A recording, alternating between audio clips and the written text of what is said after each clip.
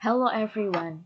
Today I want to present my assignment about staff living forecast. My name is Katrina and this is my assignment that I do with the tools is Azure Machine Learning, and this assignment from Asia University Class Artificial Intelligence Online Summer Program 2020. So what is Azure Machine Learning?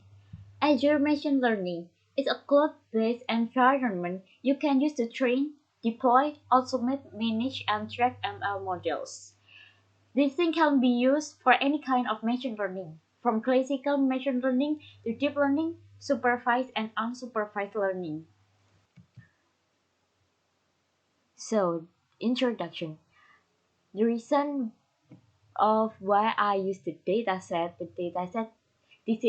I get from the professor from Azure University, and this dataset is about so many reasons why the staff leave in the organization. It can be the salary, workplace, merit, and so on. In this case, we try to predict the possibility of the staff leaving the organization using some features. So the first thing is import data. First, we must import the data. The name of the dataset is exercise underscore data.csv with the E, but I rename it as exercise underscore data.csv, where all the name of this dataset is in the lowercase. It has 47 columns and 40,392 rows. All the data have been normalized, but there are some missing value in some columns, so we try to clean the data. In this data set, all things have been one-hot encoded too. And then the data cleansing. When I try to clean the data, I choose all of the columns because in this case, I still don't know what is the best feature that I can use. The method that I use to clean the data is I remove the entire row that have missing value. Because I don't know what is the best feature for this model, I use filter best feature selection feature. I set the number of desired feature is 10 and the target is peer status. For the feature scoring model, I set it as default using the Pearson correlation. And then the filter best feature selection produces this result. It means that the correlation between peer status and age class is 0.15.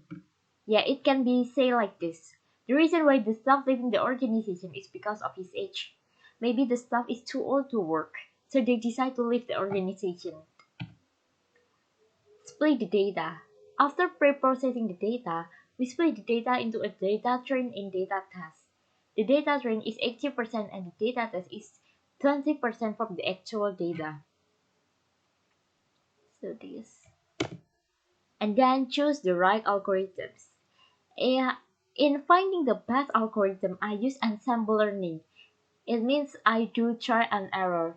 So in Azure Machine Learning, they provide us some of the model and we just try to drag and drop the model that we want to use. I tried so many models to get the best model. In this case, I use two class boosted decision tree because this model can give me a pass F1 score. I set the hyperparameter as above to increase the F1 score. So the default learning rate is 0.2, but I decrease it 0.1. So what is two-class boosted decision tree? Two-class boosted decision tree is an example learning. The second tree corrects for the errors of the first tree. The third tree corrects for the errors of the first and second tree, and so forth. This model will find the best result. The hyperparameter are grid render mode, single parameter, so I can freely configure the model. Maximum number of leaves per tree. The maximum number of terminal nodes that can be created in any tree. I use 20. Minimum number of samples per leaf node. The number of cases required to create any terminal node in tree. I use 10. And the learning rate, step size while learning. I use 0.1. Number of trees constructed. Total number of decision tree to create in the example I use 100 and then run random number seed. I don't set it. And then train the model. The next step is to train the model. Set the peer data column as a target. So this is the result. Predict the stop living. This is a comparison between the real value of the data and predicted value. So this result can be seen in score the model. So just uh, click on the right and then choose visualize. So this is the known value and then this is the predicted value. We can see from this histogram between in this histogram this is the score level or predicted value. And then evaluate the model. The last step is to evaluate the model. I get 0.130 and 0.130 in F1 score with threshold 0.5. You can see in this. F1 score is the average of precision every call. For F1 score, bigger is better. So this is the equation of F1 score.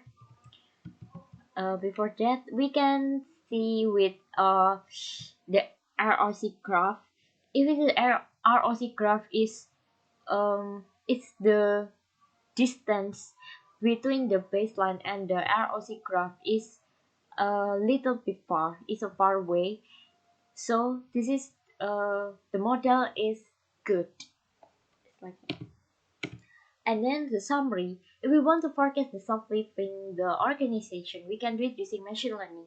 Do the processing data, split the data, choose the best algorithms, train the model, see the score model, and then evaluate the model.